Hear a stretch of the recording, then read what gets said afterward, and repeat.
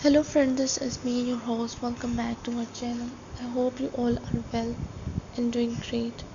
So today I am back with another video to give review on books which are all about computing and internet. And today these are the days AI ChatGPT are very common in use.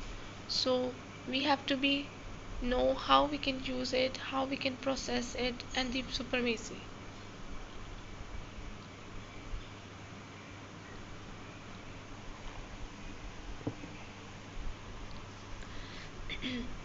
So we will see three books in this video. So the first one which we're going to see today is the Supremacy, AI ChatGPT and the Race That Will Change the World by Parmy Olson. Introduction. Setting the stage. Artificial intelligence has been a subject of both fascination and fear of decades, but never before has the conversation about its transformative potential felt so urgent, so personal, and so globally impactful as it does in the 2020s.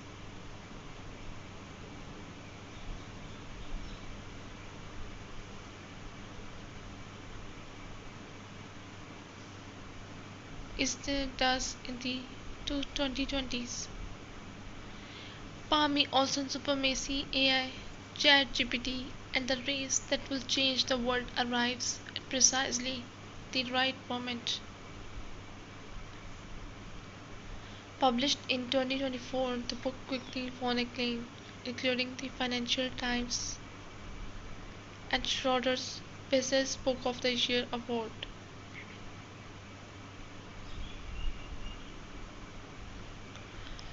Cementing Olson's positions as one of the most authoritative voices chronicling the current AI revolution.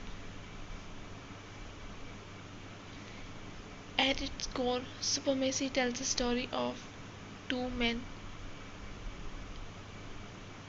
and the organizations they shaped.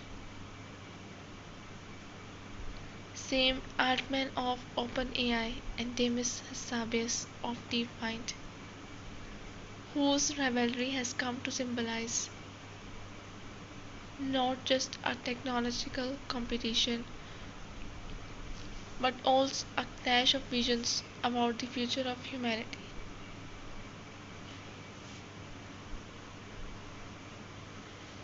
Also weaves a person's journeys, corporate strategies, and philosophical commitments into a fast-paced narrative that reads like a thriller, yet remains grounded in meticulous reporting. The title itself, Supremacy, is deliberate, evoking both the raw power of AI to dominate and reshape the world, and the race for institutional dominance between two research labs backed by tech giants Microsoft and Google.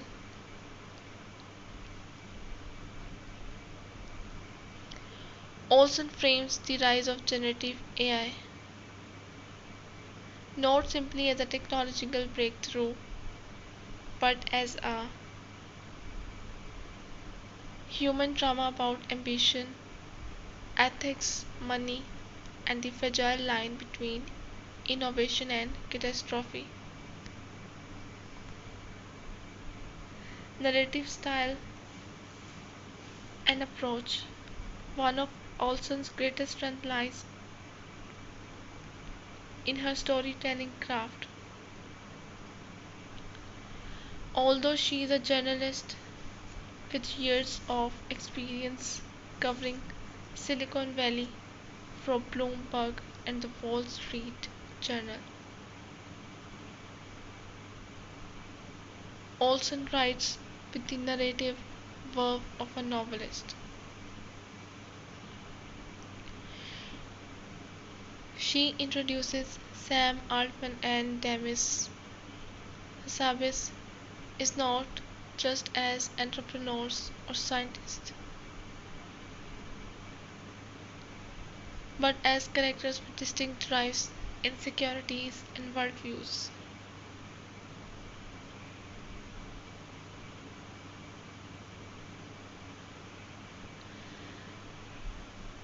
Come across as the cerebral chess prodigy, consume the intellectual mastery and the dream of scientific immortality, often described as fantasizing about multiple Nobel Prizes. Olson balances accessibility and technical rigor.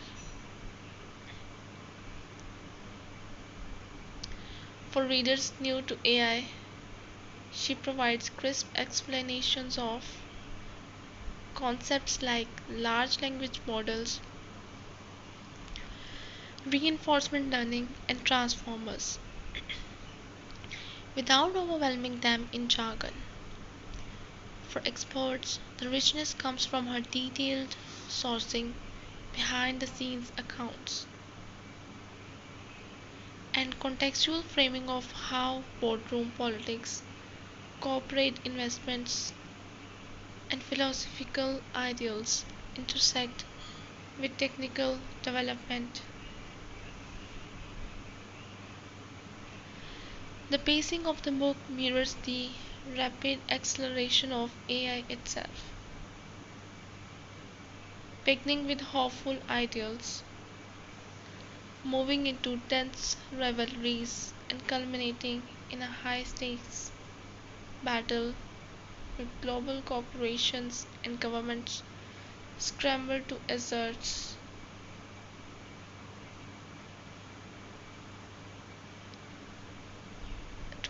control over technologies that even their creators do not fully understand. The central rivalry, OpenAI versus DeepMind, origins and philosophical differences. Olson frames the heart of her book around the duel between OpenAI and DeepMind. Both organizations began with lofty ideals.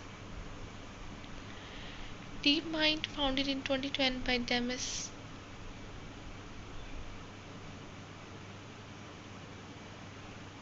Egg and Mustafa, carried the mission of solving intelligence for the betterment of humanity. It was acquired by Google in 2014, partly due to fears that such advanced research could be dangerous if left in the wrong hands.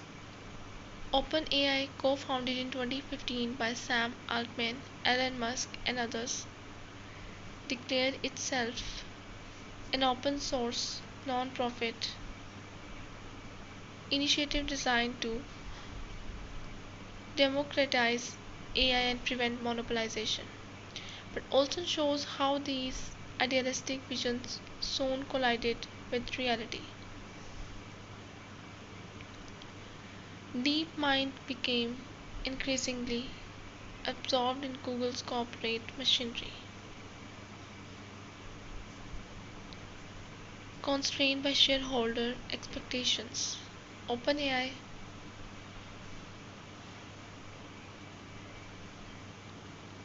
facing astronomical computing costs to train ever larger models sought billions in funding, ultimately making Microsoft its patron and transforming itself into a GAAP profit company. Both organizations compromised their founding missions in pursuit of survival and scale. The turning point, ChatGPT. also devoted significant attention to the launch of ChatGPT in late 2022, a pivotal moment when OpenAI leaped ahead of DeepMind in public perception. ChatGPT became a global phenomenon overnight.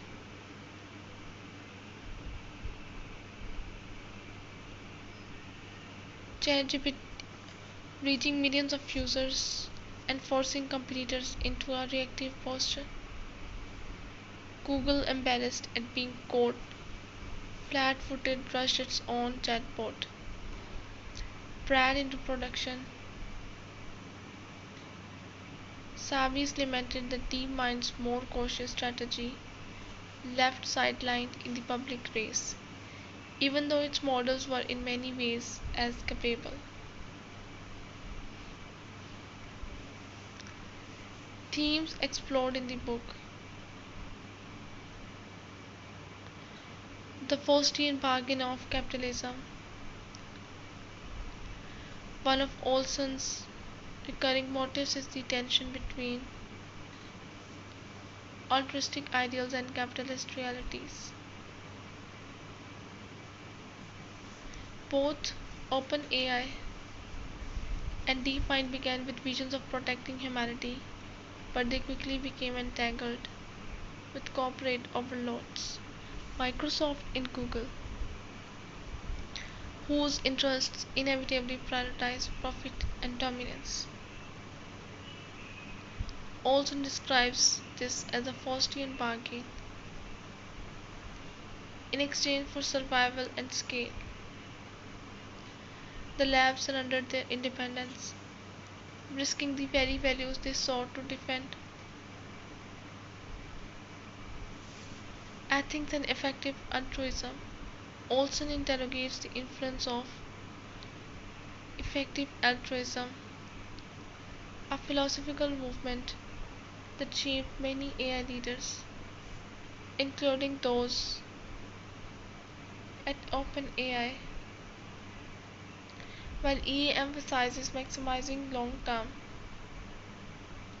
good, Olson points out the paradox. Lofty commitments to humanity often obscure the immediate risk of bias, misinformation, and systematic inequality.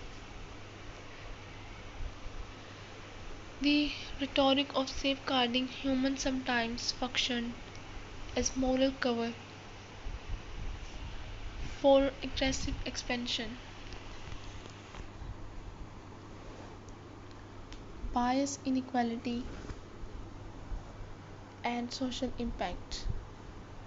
The book highlights how AI systems trained on massive internet datasets reproduce and amplify biases around race, gender, and class. Olson situates this within a broader critique. If AI is developed under the control of a few corporations, it risks hard coding existing power imbalances into the very infrastructure of the digital future. Regulation and geopolitics. Olson also addresses the geopolitical stakes. The US and China are locked in a race for AI dominance, each pouring billions into research and military applications. Meanwhile, regulators struggle to keep pace, torn between encouraging innovation and preventing harm. Also warns that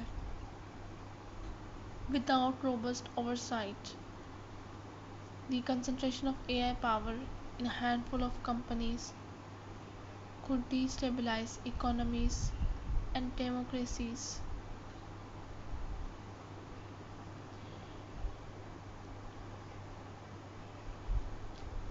Critical assessment strengths narrative power also transforms abstract debates into gripping human drama. Accessibility. She explains complex concepts clearly, broadening the audience for AI discussions. Ethical urgency. By centering on corporate compromises, Olson forces readers to confront the social risk of concentrated power. Balanced tone. Neither alarmist nor overly optimistic, Olson strikes a careful balance between fascination and critique. Broader reflections. Reading Supremacy is not just reading about AI, it is reading about human ambition and frailty. Olson shows how the very traits that drive innovation, ambition, ego, risk taking, are also those that imperil collective safety. The book ultimately asks whether humanity can entrust its future to a handful of corporations and individuals whose incentives may not align with public good. The urgency of the title is justified. The race for AI supremacy is not a distant science fiction scenario, but a present reality shaping markets, politics, and even cultural imagination.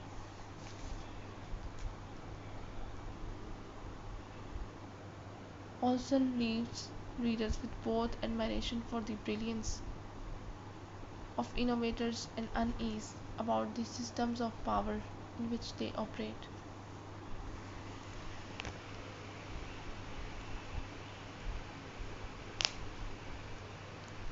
Conclusion. Parmy Olson Supremacy, AI, ChatGPT, and the race that will change the world is a masterful blend of journalism, biography, and cautionary tale. It captures a pivotal moment in technological history, offering both a compelling narrative and a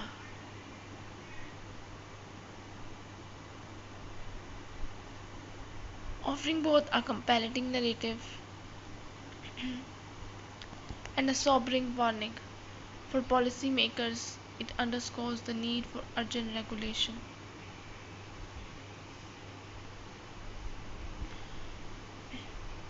For general readers, it provides a gripping story that demystifies AI while raising profound questions about its future.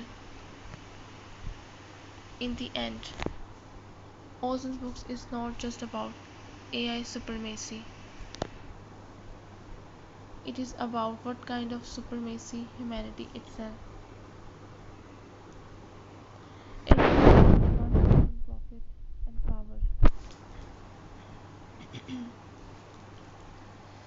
The next book which we're going to see today in this video is How to Win the Premier League, the inside story of football's data revolution by Ian Graham. Introduction. The hidden science of the beautiful game.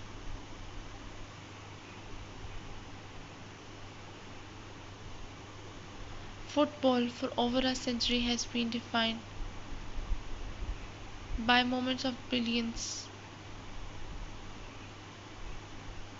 a clinical finish, a goalkeeper's heroic save, or the roar of 50,000 fans celebrating a last-minute winner.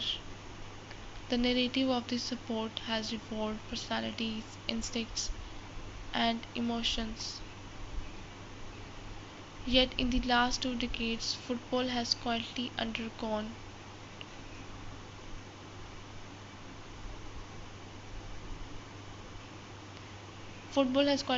a transformation that is every bit as revolutionary as tactical innovations like total football or pressing, the revolution is data. Ian Graham's How to Win the Premier League offers one of the most insider perspective on this transformation. Graham, who served as Liverpool's FC Director of Research from 2012 to 23, is not a journalist or historian, but a scientist, a physicist who applied analytical models to decode football's complexity. His book is not just a memoir of his career, but a manifesto for a new way of understanding the sport.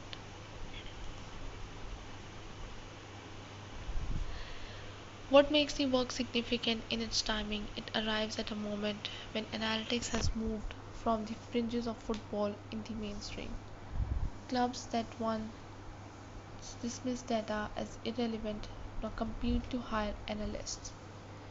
Fans argue about expected goals alongside possession statistics. And behind every major signing or tactical evolution, there is likely a data story. In this sense, Graham's book is both historical and futuristic.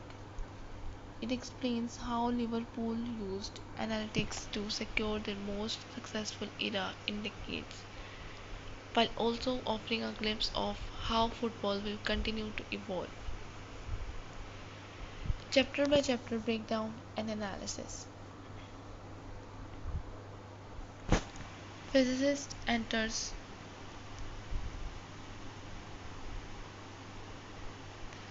Physicist enters football. The opening chapter introduces Graham's background. With a PhD in physics, he was trained to identify patterns hidden within complex, seemingly random systems. Football he Football, he notes, is exactly that, a low-scoring chaotic sport where luck often disguises true performance. Graham recounts his transition from academia to football and describes the initial skepticism he faced. Coaches and scouts trusted their instincts and experience. Analysts they believed could never capture the essence of a game played on grass, not spreadsheets. Yet Graham shows that far from replacing human judgment, analytics sharpens it. This chapter frames the central tension of the book. Can the romance of football coexist with the rationality of data? The building blocks of football analytics. Here Graham explains the foundations of football data analysis.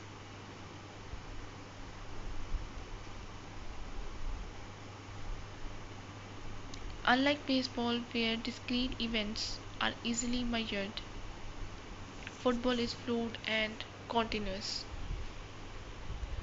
A single goal may result from dozens of interwoven actions.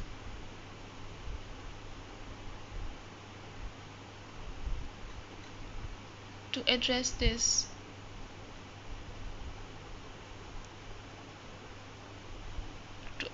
Graham and his team developed models that devalue every contribution passes. A single goal may result from dozens of interwoven actions. To address this, Graham and his team developed models that value every contribution.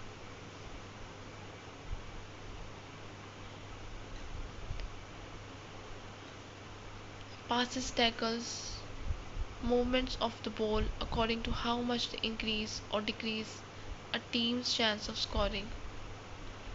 This leads to the now famous concept of expected goals. and its variations.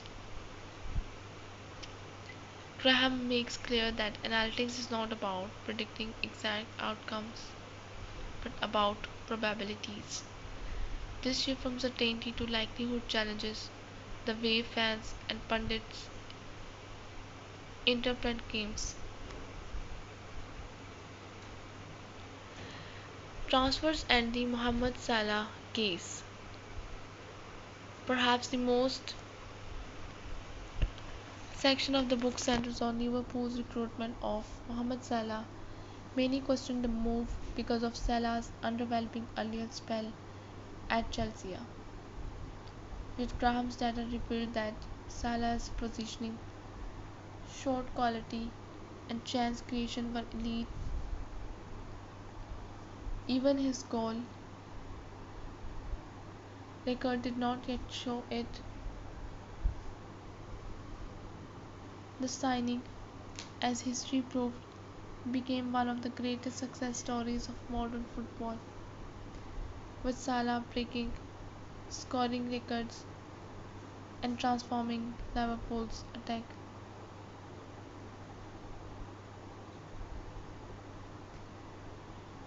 This chapter illustrates the money ball principle applied to football, buying undervalued players based on hidden metrics rather than surface level reputation.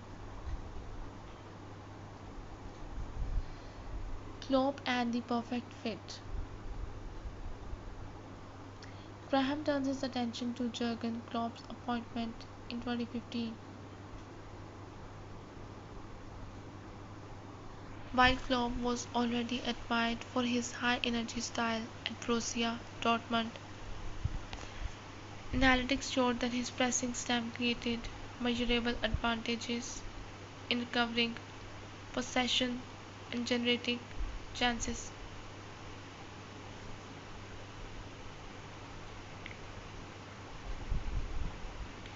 By combining Klopp's philosophy with data-driven recruitment,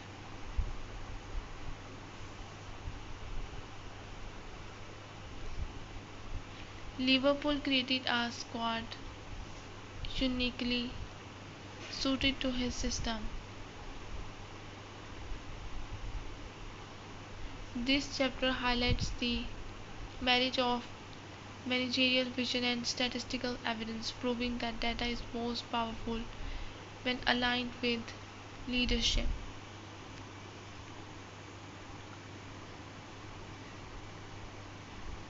Chapter 5, Discovering Undervalued Talent.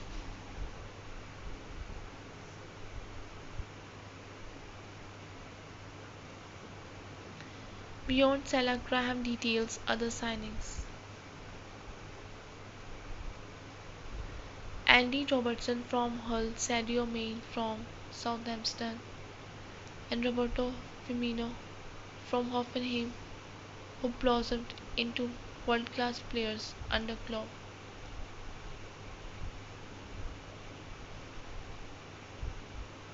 Data revealed the hidden strengths which traditional scouting overlooked.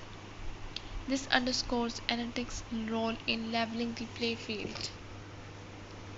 Liverpool could not outspend Manchester City or Chelsea, but they could think them.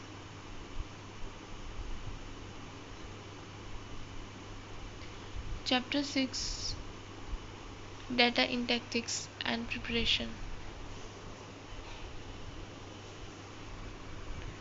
Analytics was not confined to transfers.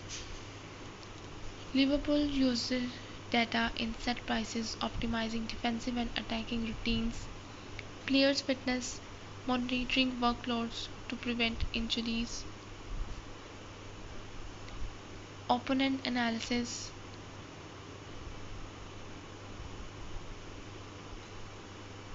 identifying weaknesses in rival teams. This chapter gives example of how analytics influenced subtle tactical tweaks that often made the difference in tight games.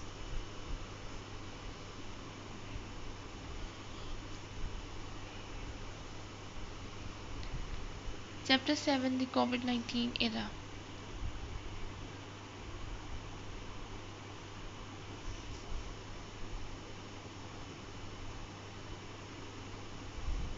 This chapter examines how analytics helped clubs adapt during the pandemic when games were played without fans. Data showed that home field advantage largely disappeared without crowd pressure on referees and opponents. Beyond tactics, this section highlights the psychological dimension of football and how analytics can measure even intangible factors like atmosphere.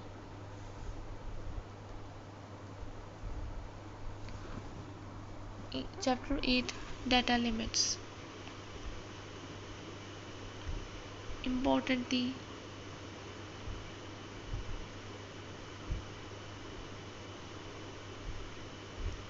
Graham acknowledges that analytics is not omnipotent. Football remains unpredictable. Injuries, referee decisions, and sheer luck can override probabilities. Moreover, players are not numbers. They are humans influenced by confidence, motivation, and relationships. This humility prevents the book from becoming dogmatic. Graham respects the balance between numbers and the human spirit of the game.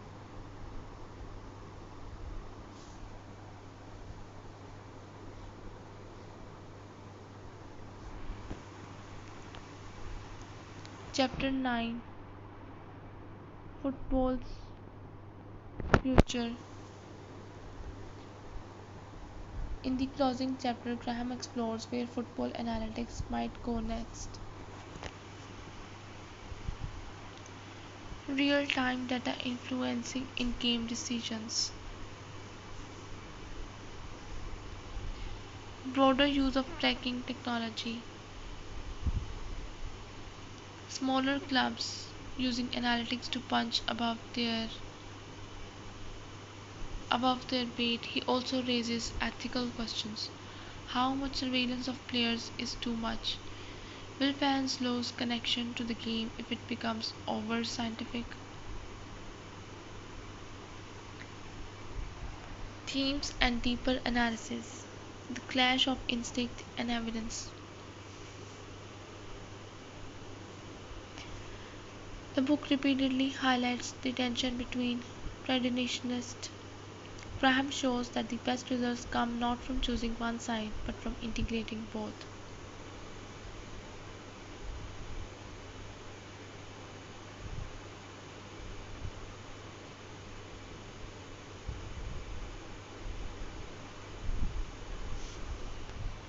Marginal gains and competitive advantage. In a sport with vast financial inequality, analytics becomes a weapon of the underdog. Liverpool's rise shows how a data-informed approach can compensate for smaller transfer budgets. The human side of data. Despite his scientific background, Graham writes with warmth and humor. He never loses sight of the fact that football is played by humans for the joy of millions. Data is a tool, not the essence of the game. The democratization of knowledge. By publishing this book, Graham effectively shares secrets that once gave Liverpool a unique edge. The implication is that analytics will become standard across all clubs, raising the baseline of decision making in football.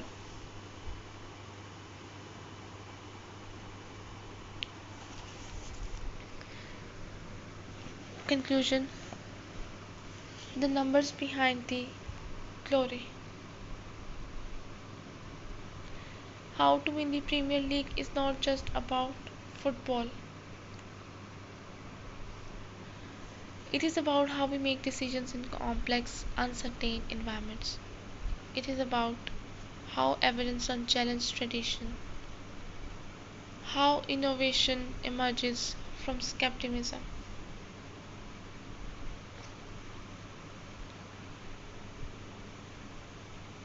Liverpool's story is inspiring, but its lessons extended far beyond and feel any club, business, or individual can learn from Graham's approach. Embrace uncertainty, measure what matters, and be bold enough to act on the numbers.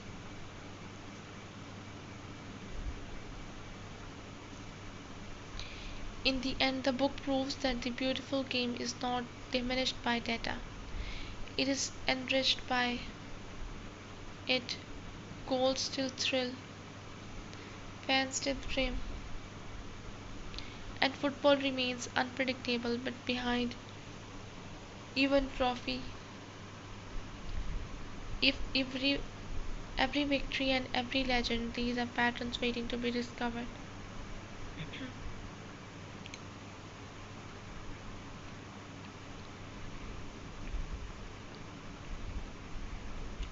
Anne Graham's books uncovers those patterns, offering readers a rare gift, the chances to see the game not just with the heart, but also with the mind.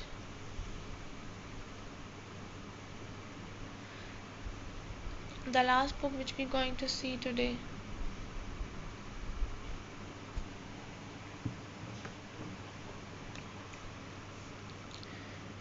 The Coming Wave, Technology, Power and the 21st Century Greatest Dilemma.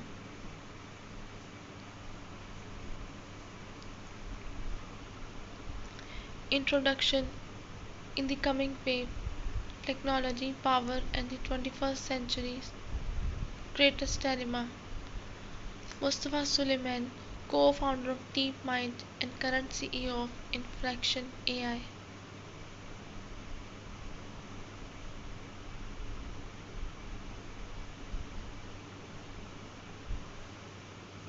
delivers one of the most urgent manifestos of our time, co-authored with writer and researcher Michael Bhaskar.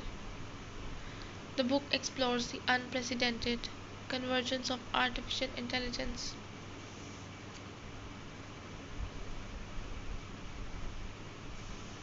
and synthetic biology, which Suleiman identifies as the defining technological wave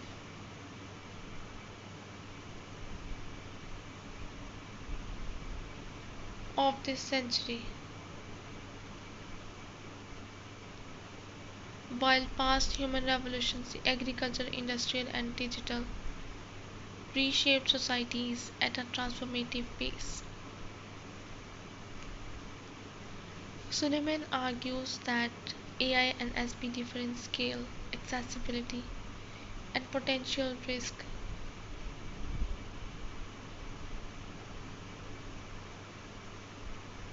Unlike nuclear technology, which required vast resources and state control, AI algorithms and gene editing tools can now be developed by small groups or even individuals. This democratization of power is at once inspiring and terrifying. The central thesis of the coming wave is both simple and profound. Humanity faces a new technological revolution that cannot be stopped but must be contained.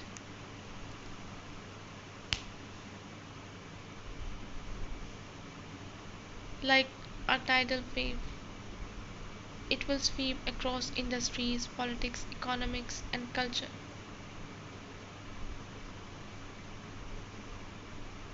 If harnessed wisely,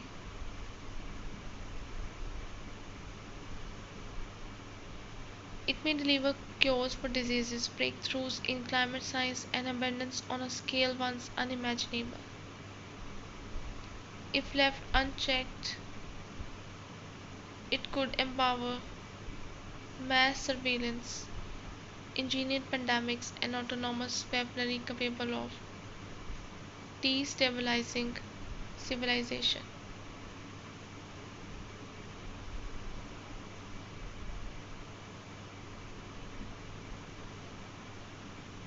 This review offers a full exploration of Suleiman's ideas, summarizing his arguments, analyzing his proposed containment strategy, comparing them to historical precedents, and evaluating their implications for our collective future.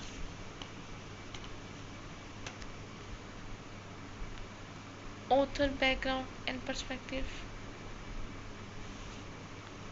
Mustafa Suleyman is not an outsider speculating from the margins of technological discourse.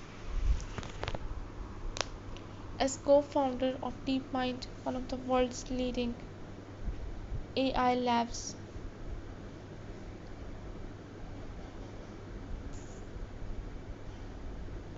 by Google in 2014, he has been at the forefront of cutting-edge machine learning research. DeepMind's AlphaGo project, which defeated the world champion in the Asian game of Go, remains a landmark achievement in artificial intelligence.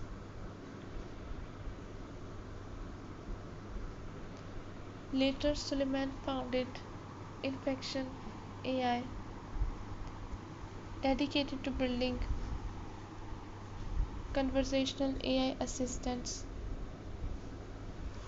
demonstrating his dual identity as both innovator and ethicist.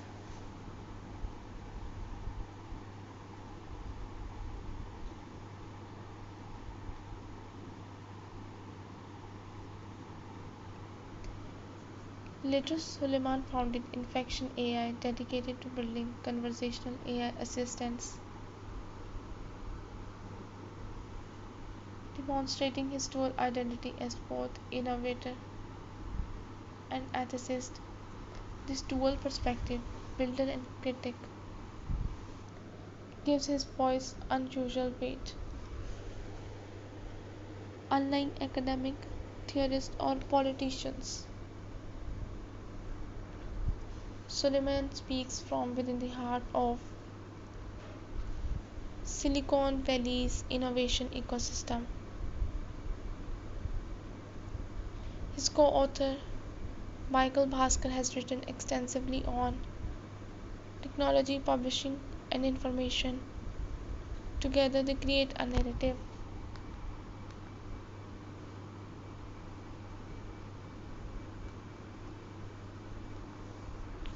that balances insider expertise with accessible storytelling, making highly technical subjects legible to the general reader. Structure of the book.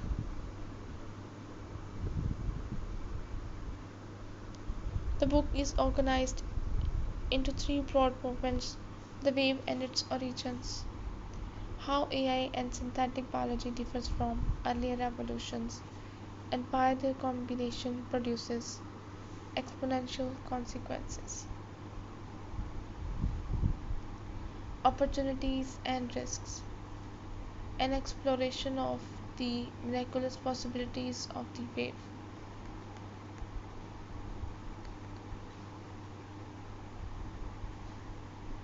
Alongside the dark futures it could unleash. Containment, a call for proactive regulation, governance, and ethical frameworks to manage the wave before it spins out of control.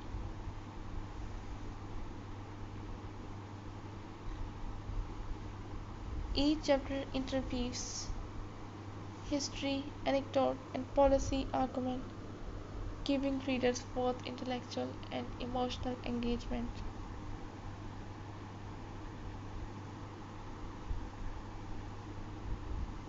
Key themes: the unstoppable technological wave.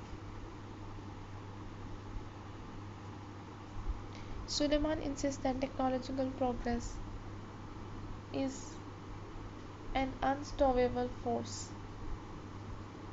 Once tools are discovered,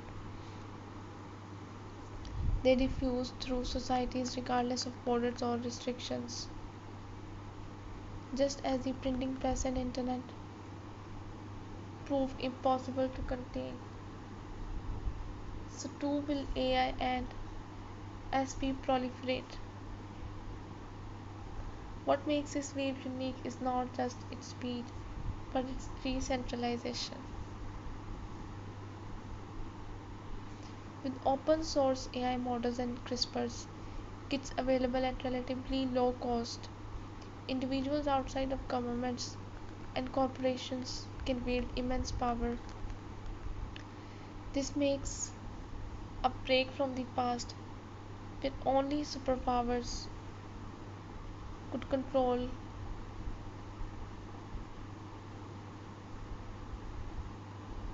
nuclear arsenals or space exploration.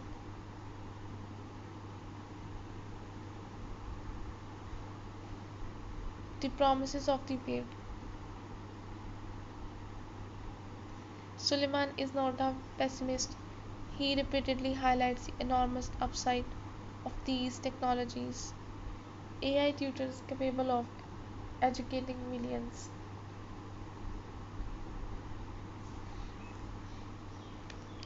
AI systems that accelerate drug discovery and climate modeling. Synthetic biology that can eradicate genetic diseases, produce renewable biofuels. Global productivity gains that could free humanity from scarcity. The wave, in its optimistic framing, is a dawn of human empowerment.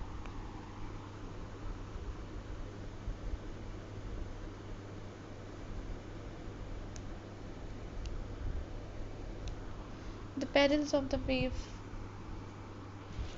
but the very qualities that make the wave empowering also make it destabilizing. Suleiman catalogues a chilling list of risks. Bio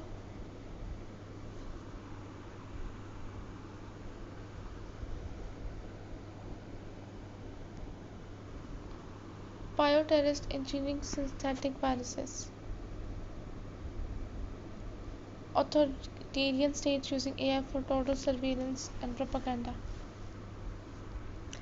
Autonomous weapon system waging wars without human oversight.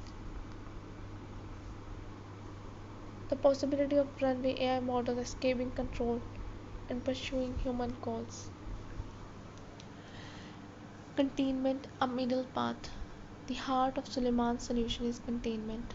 Unlike the luddite impulse to resist technology or the libertarian impulse to allow total freedom, containment advocates for careful governance. His 10 steps to containment include building kill switches into AI systems, regulating supply chains for sensitive biological materials, establishing international treaties for oversight,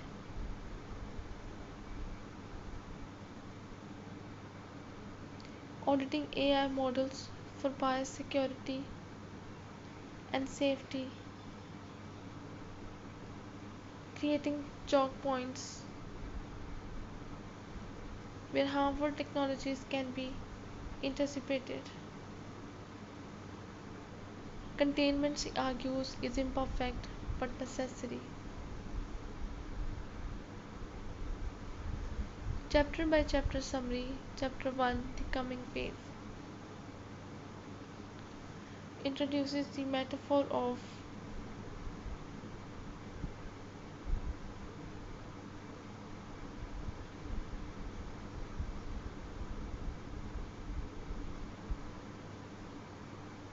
the Coming Wave introduces the metaphor of the wave, argues that AI and SP differ from past revolutions because they give individuals state-level power.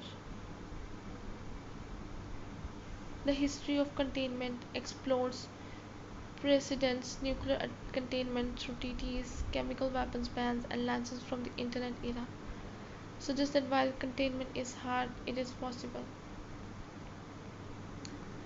Conclusion. Reading The Coming Wave is both exhilarating and terrifying. It is a book that forces reader to confront uncomfortable truths that we are unleashing forces we barely understand, and that the next decade may determine whether humanity thrives or collapses. Suleiman is at his best when he blends insider knowledge with ethical urgency. His vision of containment may feel aspirational, but it also a necessary framework to start global conversation. While some may critique the lack of technical depth or the alarmist tone, the book succeeds where it matters most. It galvanizes awareness. Ultimately, the coming wave is not a prophecy but a warning. We cannot stop the wave, but with foresight, collaboration, and courage, we might learn to ride it without being destroyed in the process. So this is all we have from these three books. I hope you guys liked the book. Don't forget to press the like button. I'll be back with another videos with another books. Till then, just take care and goodbye.